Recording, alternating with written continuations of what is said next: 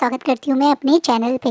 Guys sorry आज की video भी थोड़ा लेट आने की वजह से, एक्चुअली थोड़ा सा घर पे काम भी चल रहा था और ये सर्दियों का टाइम है तो आपको आइडिया होगा कि आजकल तबीयत भी सबकी ऐसी चल रही है। मेरी भाभी की तबीयत ठीक नहीं है, मेरे प्यारे से नेफ्यू की तबीयत ठीक नहीं है, तो इस चक्कर में थोड़ा सा मम्मी पे काम ज़्यादा है जिनकी मुझे हेल्प करनी पड़ रही है। तो मैं थोड़ा सा टाइम नहीं निकाल पा रही अपनी रिकॉर्डिंग के लिए, इसलिए लेट आ रही है video and sorry for that in advance. And I hope कल से वीडियो टाइम पे आएंगी, कोशिश करूँगी कि लेट ना हो, बट लेट के लिए sorry. And thank you so much guys इतने प्यारे प्यारे कमेंट करने के लिए।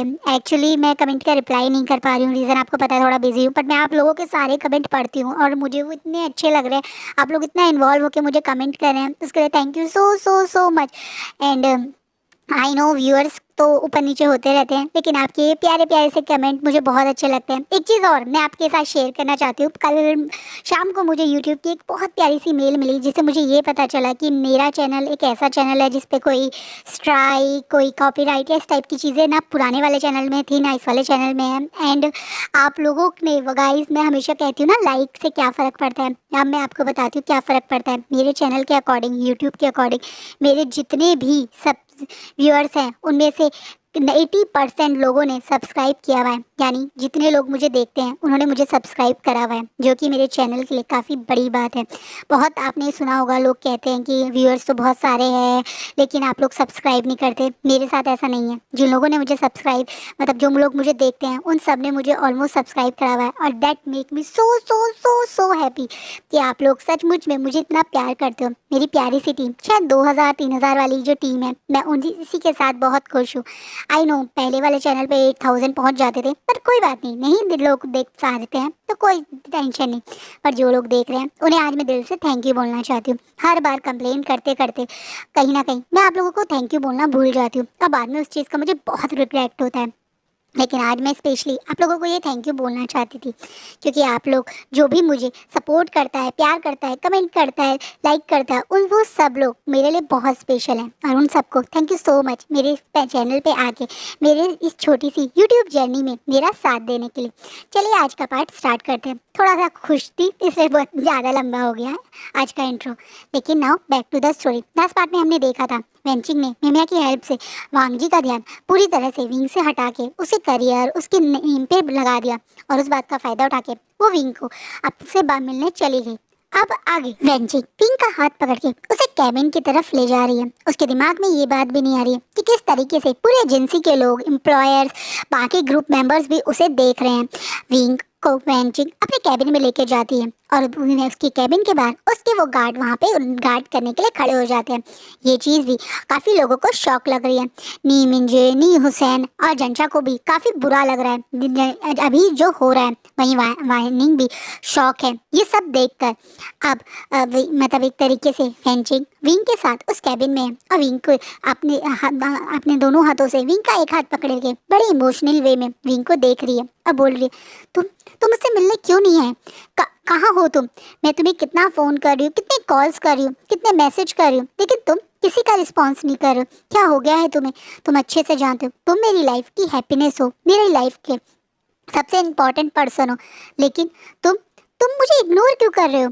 अब वेंचिंग की इस रिएक्शन को देख के विंग जो ऑलरेडी शॉक में है, उसे समझ नहीं आ रहा वो कैसे रिएक्ट करे। वो फिर भी बड़ी बड़ी आंखों से वेंचिंग की साइड देख रहा है, और इससे पहले विंग कुछ बोल पाता, कुछ रिएक्ट कर पाता या कुछ कह पाता, वेंचिंग दोबारा से फिर से बोलना शुरू करती, तुम मुझसे ही प्यार करते हो ना विंग? ये चीज़ याद रखना कि तुम मेरी लाइफ में बहुत इंपॉर्टेंट हो, मैं तुम्हें बहुत प्यार करती हूँ।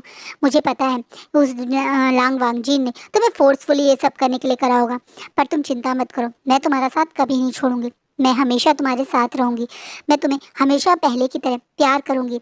अब वेंचिंग की बातों में विंग को एक अजीब सा पोसेशन, एक अजीब सी एक होता है ना पागलपन सा दिख रहा है। वेंचिंग बस बोले जा रही है कि तुम मेरे हो, तुम मुझे प्यार करोगे, मैं तुमसे प्यार करती हूँ, जिसे विंग कुछ समझ नहीं पा रहा है। वेंचिंग अचानक से ऐसे क्यों रिएक्ट कर रही है? अब विंग अपने हाथ को वेंचिंग से हटाते हुए थोड़ा सा पीछे खड़ा होता है और बोलता है, तुम्हें इस तरीके से सबके बीच में मुझे नहीं लाना चाहिए था, मैं बिजी था इसलिए मैंने तुम्हें फ़ोन नहीं किया था। और वैसे भी तुम्हारा हस्बैंड है ना तुम्हारा ध्यान रखने के लिए, और मेरे हस्बैंड को भी ये चीज़ अच्छी नहीं लगेगी। विंग थोड़ा सा फॉर्मल होके बोल रहा है, उसकी बात भी ठीक है। वो अरे वांग जी को चीट नहीं करना चाहता, पता नहीं क्यों। शायद वांग जी ने फोर्सफुली ही उससे शादी करी है, लेकिन इस तरह से वेंचिंग से मिलना, वेंचिंग का उसे टच करना, उसे अंदर से बिल्कुल भी आज एक पहले वाला रिएक्शन दे रहा है। उसे बहुत ज़्यादा डिस्कस्टिंग, बहुत ज़्यादा अजीब सा फील हो रहा है, जैसे वो नहीं चाहता कि वेंचिंग उसे टच करे, वेंचिंग उससे अकेले में मिले। क्या है ये वो नहीं समझ पा रहा, लेकिन उसे वेंचिंग का उसे टच करना, उसे इससे मिलना बिल्कुल पसंद नहीं है। इसलिए वो थोड़ा सा फॉर्मल होके वेंचिंग को बोल रहा है। वो जानता है वेंचिंग की हालत को, कि वो इमोशनली थोड़ा स्ट्रगल कर रही है, वो थोड़ा सा परेशान है, और वो विंग को बहुत प्यार भी करती है, लेकिन वो पता नहीं क्यों अब ये चीज़ें कंटिन्यू नहीं कर पाना चाहता। आज से पहले वो वेंचिंग के लिए शायद वो कभी फील ही नहीं करता था। वो तो सिर्फ एक तरस था, एक छोटी सी सिंपैथी थी जो विंग के अंदर है। विंग लोगों की साथ बहुत जल्दी अटैच हो जाता है, उसे लोगों के दर्द को अपना दर्द फील होता है। उसकी इसी कमजोरी का फायदा उठाया था वेंचिंग ने। वो जानती है कि विंग अपने से पहले दूसरों की पेन को फील करता है। यही कारण था कि वेंचिंग ने अपने आप को पेन में दिखा के विंग की सिंपैथी गेन की थी। लेकिन आज विंग को वो चीज़ बिल्कुल अलग लग रही है। उसकी नज़रों में आज वेंचिंग को लिए कोई भी इमोशनल या एक सिंपैथी वाली फीलिंग नहीं आ रही, बल्कि थोड़ा सा अजीब सा गुस्सा है कि वेंचिंग उसे इस तरीके से यहाँ फोर्सफुली लेकर आई।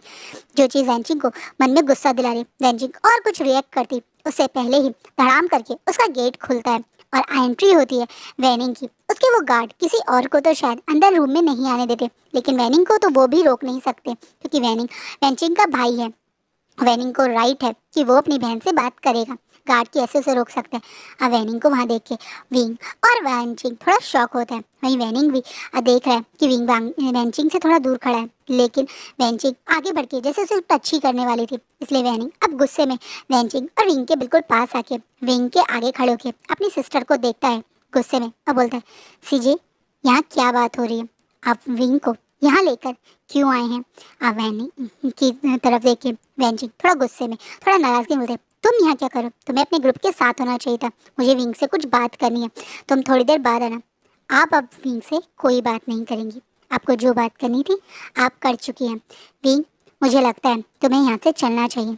वैसे भी पूरी एजेंसी इस नाटक को देख रही है, और ये तुम्हारे लिए और हमारे लिए सही नहीं होगा।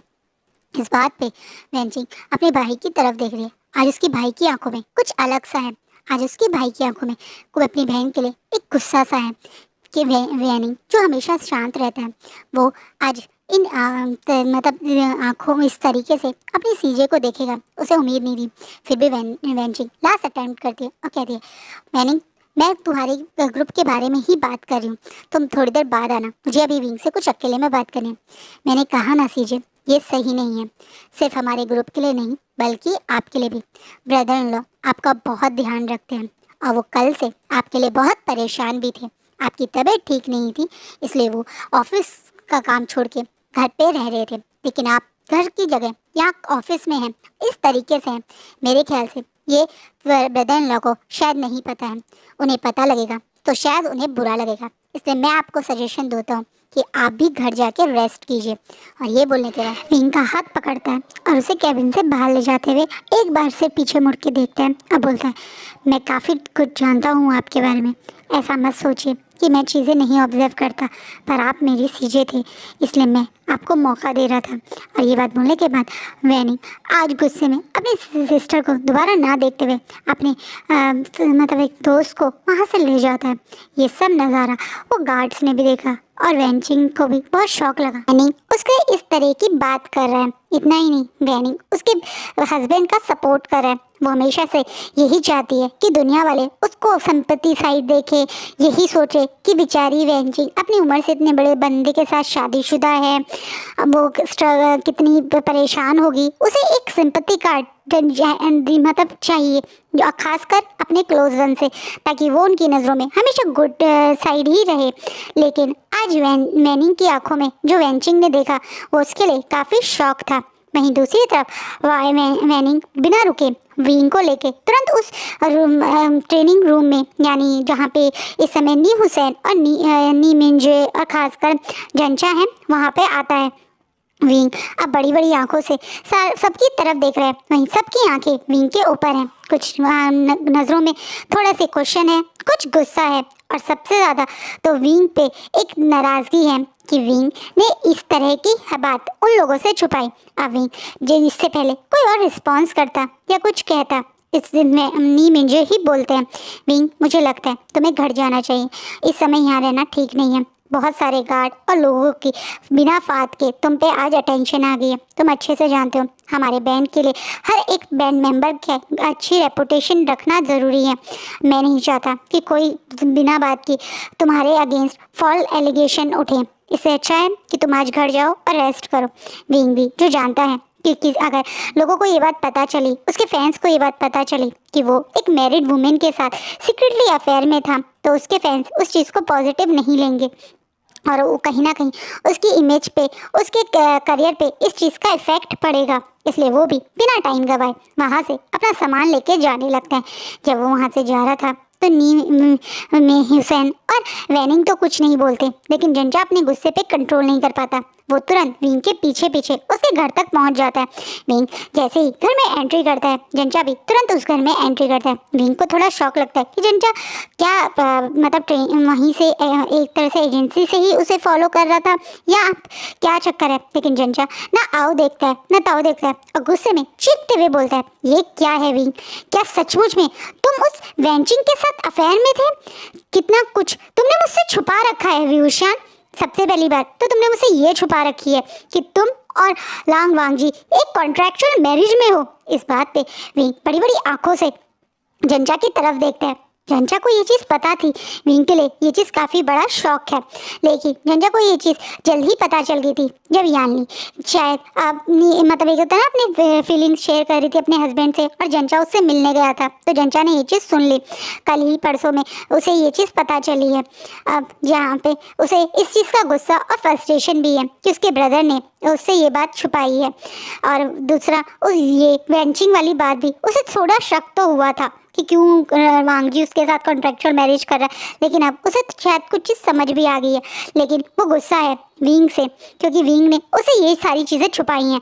अब विंग बड़ी बड़ी आंखों से जंजा की तरफ देखता है और बोलता है, तुम्हें ये बात किसने बताई? क्या तुम्हें लांग वांगजी ने ये बात बताई? मुझे किसने बताया इस बात से फ़र्क नहीं पड़ता, तुमने क्यों नहीं बताया इस बात से फ़र्क पड़ता है। अब जंजा गुस्से में विंग पे दोबारा से गुस्सा करते हुए बोलता है, तुम्हें क्या करता, तुम्हें बताता कि वो लांग वांगजी जैसा दिखता है वैसा नहीं है। तुम सही थे जंजा, लांग वांगजी के अच्छा इंसान नहीं है। उसने मेरी मजबूरी का फ़ायदा उठाया, उसने सीजे के नाम पे मुझे ब्लैकमेल करके मुझसे शादी करी है। अब तुम्हें पता चल गया है तो तुम समझ गए होंगे।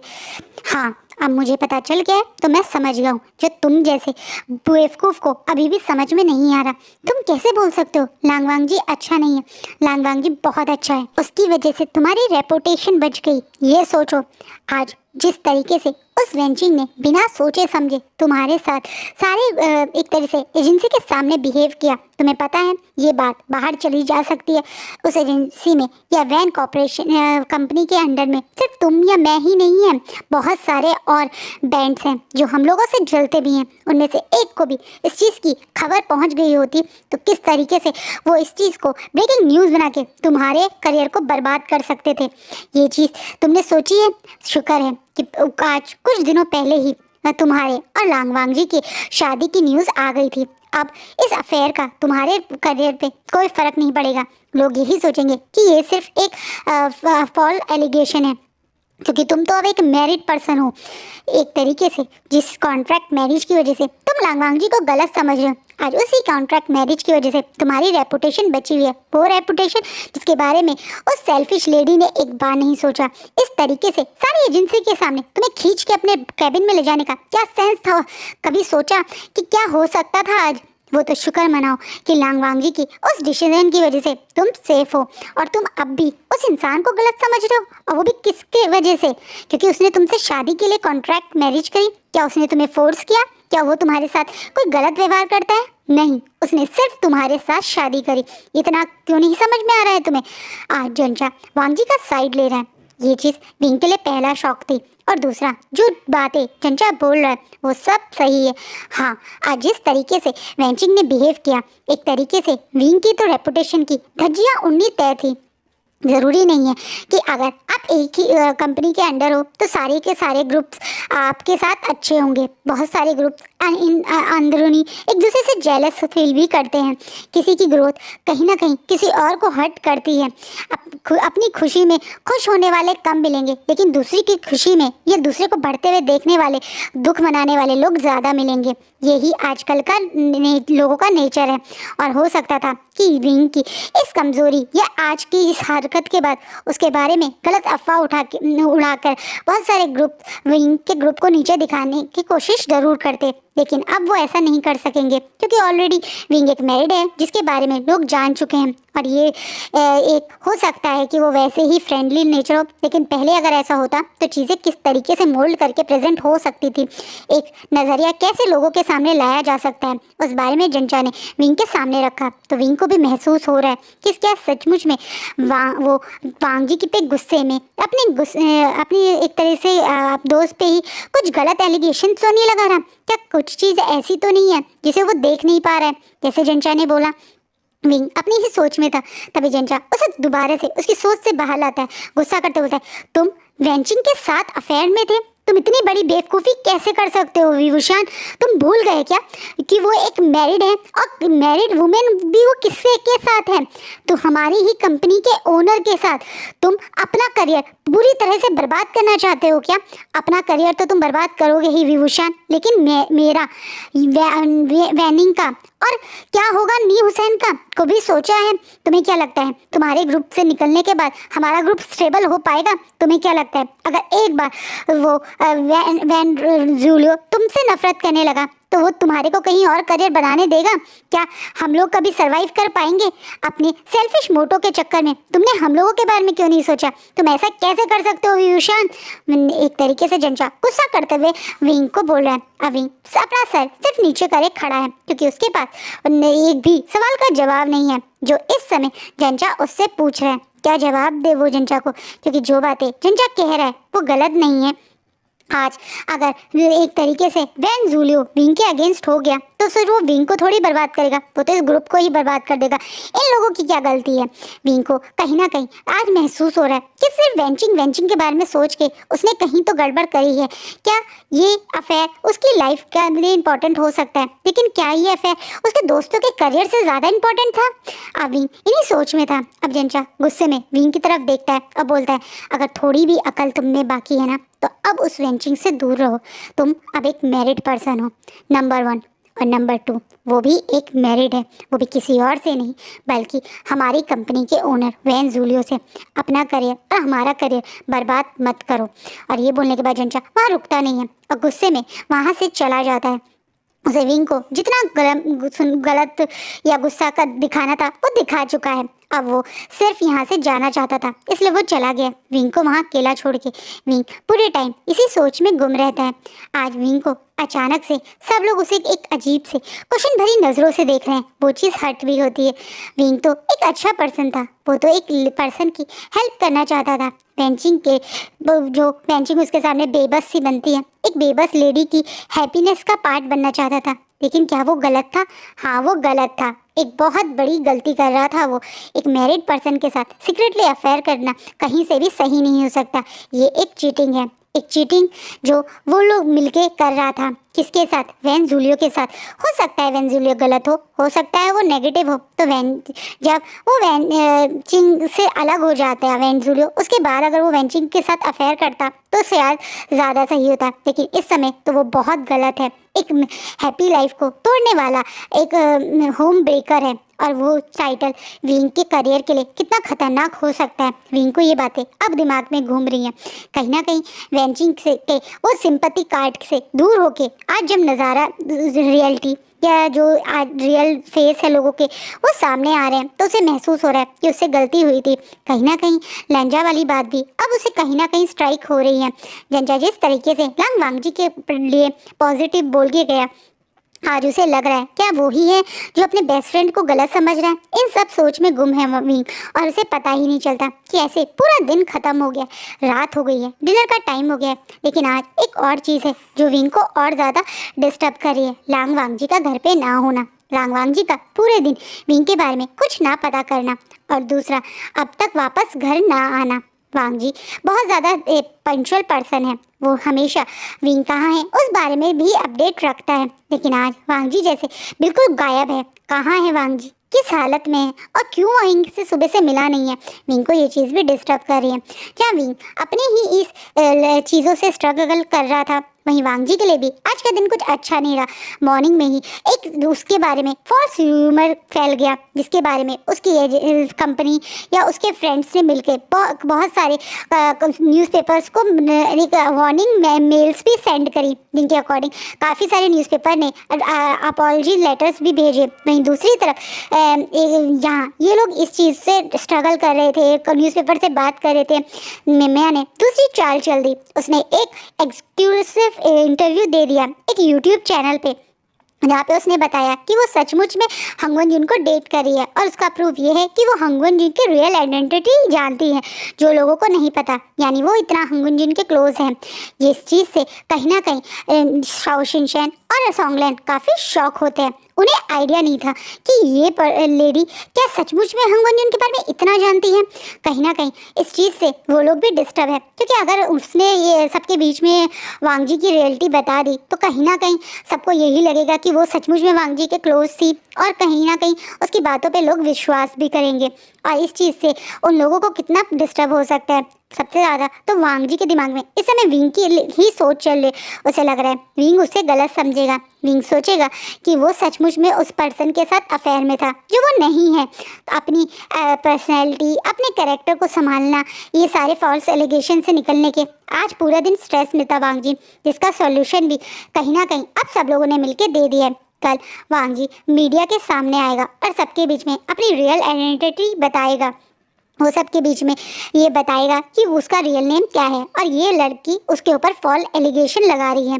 दूसरा, भी वो ऑलरेडी मैरिड है, तो वो इसके साथ अफेयर में क्यों रहेगा, और इसके पास क्या प्रूफ है। इस तरीके से अब ये लोग इस चीज़ को डील करेंगे। फाइनली डिसाइड हुआ है, जिसका ये स्ट्रिक्ट एक्शन लेने का फैसला भी करने वाले सॉन्गलैंड और शाओ शिनचैन है, जिसके अगेंस्ट में वांग जी नहीं जा सकता। आज वो लोग उसे उसके घर भी नहीं जाने देते, क्योंकि ऑलरेडी उन्हें रात में बैठ के ये सब प्लानिंग करनी है, किस तरीके से वांग जी कल ये सब हैंडल करेगा, कि किन किन पर्टिकुलर मीडिया चैनल्स को डील कर मतलब बुलाना है, कैसे इंटरव्यू देने हैं, किसे मतलब कांटेक्ट करना है। इन सब चीज़ों में आज वांग जी घर नहीं जा पाता। उसके दिमाग में आज विंग के ख्याल रहा भी, और एक तरीके से वो ध्यान दे भी नहीं पाया। ख्याल पूरे दिन यही रहा कि विंग उसके बारे में कुछ गलत ना सोचे, कहीं विंग और ज़्यादा उससे नफरत ना करने लगे इस फॉल एलिगेशन की वजह से, कहीं वो और विंग और दूर ना हो जाए। इसलिए उसके दिमाग में पूरा दिन विंग तो चला, लेकिन विंग इस समय कैसा है, कहाँ है, ये जानने का उसे मौका नहीं मिला। वहीं विंग को आज वांग जी का घर वापस नहीं आना बहुत ज़्यादा खटक रहा है। हाँ, वो वांग जी पे गुस्सा है, वो वांग जी से बहुत नाराज़ है कि उसका बेस्ट फ्रेंड होके उसने उसका ट्रस्ट ब्रेक किया। लेकिन आज वांग जी को यहाँ ना वापस देखना या उसके बिना ये घर आज उसे बहुत ज़्यादा बुरा लग रहा है। वो काफ़ी टाइम तक वांग जी का वेट करता रहा, यही सोच के कि वो ऐसा क्यों कर रहा है वो नहीं जानता, क्योंकि उसे तो वांग जी पे गुस्सा होना चाहिए, उसे तो वांग जी से नाराज़ होना चाहिए। लेकिन वो गुस्सा और नाराज़ ना होके वांग जी का वेट करता रहा। वांग जी जब पूरी रात वापस नहीं आया और विंग की आँख सुबह मॉर्निंग में उसी काउच पे खुली, तो उसे काफ़ी बुरा भी लगा। क्या वांग जी उससे नाराज़ होकर चला गया? क्या वांग जी उसे गुस्सा है? पर क्यों क्यों वांग जी उसे बिना बताए कहीं चला गया? वो विंग जो कल रात वांग जी के बारे में जानने के बावजूद, मतलब वांग जी के लिए वरी करने के बावजूद भी उसे फ़ोन नहीं करा था, अब उससे रहा नहीं जाता। वो तुरंत वांग जी को कॉल मिलाता है। लेकिन इस समय वांग जी शायद अपने इंटरव्यूज़ के लिए मतलब रेडी हो रहा है, तैयार कर रहा है, तो उसका फ़ोन साइलेंट पे था, तो उसे विंग के कॉल्स नहीं मिलते। वहीं वांग जी का फ़ोन ना उठाना भी विंग को हर्ट करता है। क्या सचमुच में झंझा की बात सही है? क्या वो अपने दोस्त को बिना बात के इतना गुस्सा कर रहा है? क्या है असली रीज़न इस शादी के पीछे? क्योंकि अगर सचमुच में उसे विंग को हासिल ही करना होता तो अब तक वो विंग के साथ कुछ तो करता, लेकिन उसने तो ऐसा कुछ भी नहीं करा। उसने तो विंग के साथ कुछ फोर्सफुली नहीं करा। वो पहले की तरह ही अब विंग का सिर्फ ध्यान रखता है, उसकी केयर करता है। लेकिन वांग जी आज क्यों नहीं आया, ये भी बात उसे बहुत परेशान कर रही है। उसे शॉक तो तब लगता है जब उसका क्योंकि वो लेट ही उठा, क्योंकि वो लेट सोया था, तो अराउंड 10 बज गए हैं। तो उसे इस समय कॉल आता है नी मिंजे नी हुसैन के, मतलब एक तरह से उसे ग्रुप कॉल आता है जिसमें वो लोग बताते हैं क्या उसने न्यूज़ देखी। इस बात पे विंग थोड़ा शॉक होता है जब उसे पता चलता है कि कोई बहुत बड़ी न्यूज़ आई है उसको लेके। विंग शॉकिंगली न्यूज़ ओपन करता है और वो भी उतना ही शॉक हो जाता है क्योंकि न्यूज़ में वो उसे साफ लांगवांग जी बैठा हुआ दिख रहा है। लांगवांग जी एक स्पेशल इंटरव्यू दे रहा है। इस चीज़ के विंग थोड़ा शॉक है। वहीं नी मिंजे और नी हुसैन समझ नहीं पा रहे कि लांगवांग जी एक्सक्लूसिवली इंटरव्यू क्यों दे रहे हैं। लेकिन उसके बाद जब ये इंटरव्यू स्टार्ट होता है तो इन लोगों को बहुत बड़ा शॉक लगता है क्योंकि लांगवांग जी ने आज सबके सामने एक्सेप्ट कर लिया है कि वही है द ग्रेट हंग वनजुन, वही जिनके सॉन्ग राइटिंग और सॉन्ग एक तरह से जो वो कंपोज करता है उसके पीछे आधे से ज़्यादा दुनिया पागल है। वही है द ग्रेट द फेमस हंग वनजुन, जिसके बारे में लोग नहीं अब तक सिर्फ नाम ही जानते थे, फेस कभी नहीं देखा था।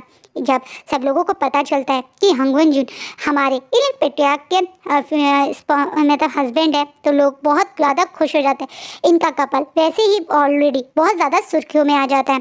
बाद में वो बहुत सारे क्वेश्चन जो एक फॉल एलिगेशन या मिमिया के द्वारा उठाए गए हैं उस पर भी वांग जी खुलेआम एक्सेप्ट करता है कि ये चीज़ें फॉल्स हैं और वो इसके अगेंस्ट लीगली उस सिंगर के अगेंस्ट एक्शन लेगा। वो ऑलरेडी उसके कैरेक्टर या उसकी गुडविल पे इफ़ेक्ट करने वाली न्यूज़ उससे पीछे मतलब उसके बारे में जो करी है उसके अगेंस्ट मानहानि का केस भी दायर करेगा, वो भी खासकर इस सिंगर के अगेंस्ट। जिसके बाद सब लोग इस बात पे भी श्योर हो जाते हैं कि वो इतने खुलेआम साफ साफ बोल रहा है कि वो केस करेगा मानहानि का, तो कहीं ना कहीं वो सच ही है।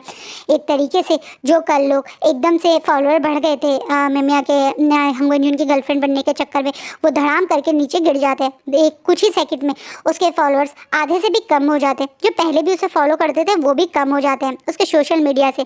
जिसके बाद मिमिया इतना घबरा जाती है कि वो तुरंत वेंचिंग को कॉल करती है, लेकिन वेंचिंग तो उसके फ़ोन का कोई रिस्पॉन्स ही नहीं करती है। उसके करियर के चक्कर में उसने इतना बड़ा रिस्क लिया लेकिन वेंचिंग ने कुछ रिस्पॉन्स नहीं किया, बल्कि उसका करियर पूरी तरह से बर्बाद हो गया एक फॉल एलिगेशन की वजह से। शायद वो पहले जैसा भी कर रही थी ग्रोथ करती तो कुछ साल में उसे सक्सेस मिल जाती, लेकिन शॉर्टकट के चक्कर में उसे इतनी बुरी तरीके से इस तरीके से ये सब फेस करना पड़ेगा उसने सोचा ही नहीं था। लेकिन कहते हैं ना बुरी का रिजल्ट हमेशा बुरा ही होता है, तो ऐसे कैसे अच्छा मिलता है। इसी चक्कर में अब वो बहुत फ्रस्ट्रेटेड है और वेंचिंग पे बहुत ज़्यादा गुस्सा है। और आज का पार्ट यही रुकता है। आपको क्या लगता है कहाँ वेंचिंग नेता हमारे हंग वनजुन या हमारे लांगवांग जी को फॉल्स एलिगेशन के थ्रू डाउन करना चाहती थी, बल्कि उल्टा अब उसके अगेंस्ट एक और दुश्मन बढ़ गया है। तो क्या करेंगे आगे फ्यूचर में ये इसके साथ, उसके लिए आपको नेक्स्ट पार्ट देखना पड़ेगा। आई होप आपको मेरा फैन फिक्शन अच्छा लग रहा हो। कैसा लग रहा है प्लीज़ कमेंट में बताइएगा। आपके कमेंट मुझे बहुत मोटिवेट करते हैं, तो कमेंट ज़रूर कीजिएगा और लाइक करके मेरे चैनल की ग्रोथ में भी हेल्प कीजिएगा। आई होप आपको इस टाइप की स्टोरी अच्छी लग रही है तो प्लीज़ लाइक ज़रूर कीजिएगा। Thank you.